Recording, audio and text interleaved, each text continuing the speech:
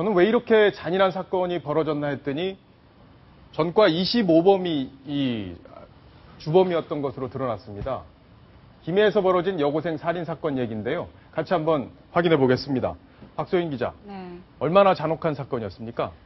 일단 이 사건에 대해서 간단히 말씀을 드리면 지난 4월에 그 10대 소녀 4명과 그다음 그 20대 남성 3명이 이 한 여고생 그 고등학교에 입학한 여고생을 그 성매매를 시키게 됩니다. 예. 그 성매매를 시키다가 나중에는 이 감금하고 집단 폭행까지 시키게 되는데요.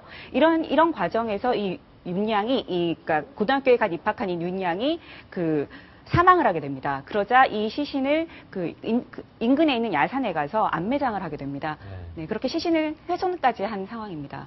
그러면 그 과정에 여러 가지 좀 잔인한 일들이 벌어졌다 이런 보도들이 지금 나왔었는데 뭐 뜨거운 물도 붓고 또 시체를 덮기 위해서 시멘트까지 덮었다 이런 얘기들이 나오고 있는데 어떻게 된 겁니까? 네, 차마 입에 담기조차 좀 어려울 정도로 굉장히 잔인했는데요. 일단 간단하게 말씀을 드리면 냉면 그릇에 소주 2병을 부어서 강제로 먹게 합니다. 그리고 이 윤양이 힘들어서 토하면 이 토사물까지 핥아먹게 했습니다. 그리고 이 윤양이 집단 폭행을 당하잖아요. 7명한테. 그런데 너무 맞아서 힘들다. 예. 물을 그러니까 먹여달라도 아니고 좀 뿌려달라. 이렇게 호소를 하니까 아주 펄펄 끓는 뜨거운 물을 팔에다 붓습니다. 그리고 이 화상을 입은 윤양을 앉았다 일어서기를 100번을 시킵니다. 예. 이게 벌이라는 거죠. 그런 식으로 괴롭혔고요. 그다음에 이 윤양이 죽은 후에도 굉장히 괴롭혔는데 이 윤양이 죽자 이 얼굴을 못 알아보게 하려고 얼굴을 휘발유를 뿌려가지고 그을리게 만듭니다. 얼굴에다가? 네, 그렇습니다. 그리고 그 시신에다가 시멘트를 뿌려가지고 예. 네, 그다음에 돌멩이로 이렇게 덮습니다. 그래서 안매장을 하게 됩니다. 네, 굉장히 잔인하네요. 어떻게 이런 범죄까지 하게 됐나 저도 좀 놀라운데 숨진 윤양이 지금 가출 소녀로 알려졌는데 이렇게 행적을 보니까 집에 한번 갔더라고요. 네, 그렇습니다. 윤양이 3월 15일에 알던 20대 남성을 쫓아가서 이제 가출을 하게 됩니다.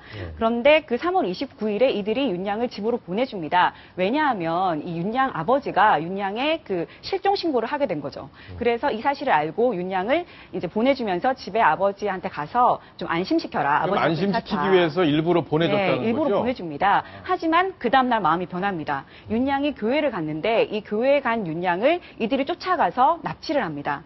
그리고 다시 데리고 와서 감금하고 성매매를 시킨 이후에 결국 4월 10일에 사망을 하게 합니다.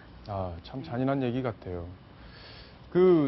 지금 범인이 전과 25범이다 이런 얘기가 나왔는데 그 전에 범죄들도 이런 잔인한 범죄들이 있었습니까? 네, 사실 이들이 살인을 한 것은 이 윤양이 처음이 아닙니다. 왜냐하면 이들의 살인 행적이 밝혀진 것은 사실 이 윤양 살인 사건이 아니라 이들이 데리고 있던 아까 말씀드렸던 10대 4명 소녀가 있었잖아요. 그리고 20대 남성이 또 3명이 있었는데 이들이 성매매를 이제 10대 여성들에게 시키다가 한 명이 성매매 상대 남성이 얘 꽃뱀 아니냐 이런 식으로 의혹을 제기하자 이 남성을 때려서 숨지게 합니다. 이 사건 때문에 지금 이 조사를 하다 보니까 이 윤양 사건까지 드러나게 된 겁니다. 지금 검찰은 피고인들에게 법정 최고형을 구형할 방침이라고 하는데 저 정도 범죄라면은 어느 정도 형량이 구형될 수 있을까요? 네, 지금 20대 남성들의 경우에는 아까 말씀드렸듯이 굉장히 형이 중하고요. 또 이제 검찰에서도 살인, 공동강금, 또 시체 유기 혐의로 가능한 한 최고 법정형을 구형하겠다 이렇게 얘기를 했습니다. 예. 하지만 문제는 이 10대 소녀들입니다. 아까 말씀드렸듯이 그 행위가 굉장히 잔인하거든요. 근데 10대 소녀들 같은 경우에는 소년범이기 때문에 형이 아무리 이렇게 최고형이라고 해도 15년을 넘지 못합니다. 하지만 이 15년을 준다고 해도 내려준다고 해도 이들이 이제 사회로 나오면 지금 나이가 이제 15, 16 이런 상황이기 때문에 그렇죠. 15년이라고 해도 23살, 4살 정도밖에 되지 않습니다. 예. 그래서 좀 형이 너무 가벼운 게 아니냐 이런 지적이 나오고 있습니다. 저렇게 잔인한 범죄에 딸을 잃은 아버지 심정이 어땠을까요? 오늘 저희가 인터뷰를 해봤는데요. 같이 한번 얘기 들어보시겠습니다.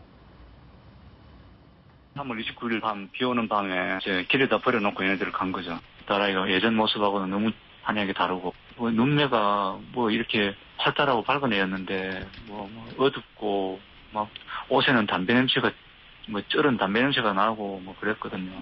상처가 있었습니다. 무릎 밑에 상처가 있었는데, 내가 물어보지도 않았는데 아빠 이거 그냥 넘어졌다 이렇게 지가 먼저 얘기를 하는 거예요.